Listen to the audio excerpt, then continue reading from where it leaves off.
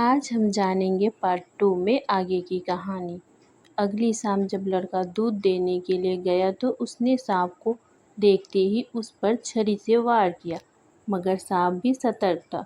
उससे छड़ी तो लगी, पर उसने किसान के बेटे को भी डस लिया। सांप का विष बहुत ही जहरीला था। देखते ही देखते किसान के बेटे की मौत हो गई और जख्मी सांप अपने बिल में वापस चला गया। जब किसान वापस लौटकर आया तो उसे अपने बेटे की मृत्यु के बारे में पता चला। साथ ही वह बहुत दुखी और क्रोधित होकर सांप के बिल के पास उसे मारने पहुंचा।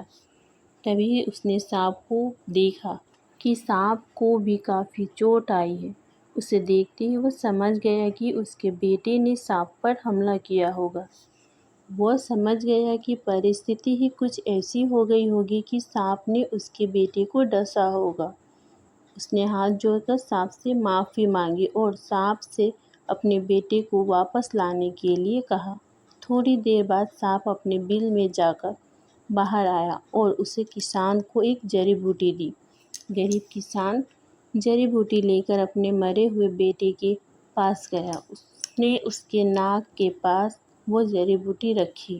थोड़ी देर बाद उसका बेटा खांसता हुआ उठ खड़ा हुआ।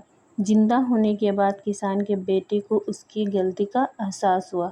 वह अपने पिता के साथ सांप के बिल के पास गया और उससे हाथ जोड़कर माफ़ी मांगी और बोला, हे नागराज, मुझे क्षमा कर दीजिए। अब मैं किसी भी पशु पक्षी या जानवर पर हमला नहीं करूँगा।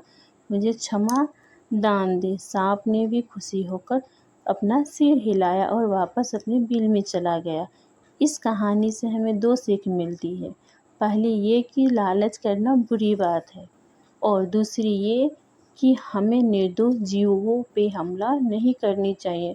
हमें उन्हें बिल्कुल भी परेशान नहीं करना चाहिए।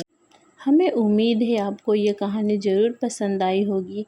ऐसे ही कहानी सुनने के लिए जुड़े रहे हमसे। हम जल्द ही मिलते हैं एक और नई कहानी के साथ। तब तक के लिए धन्यवाद।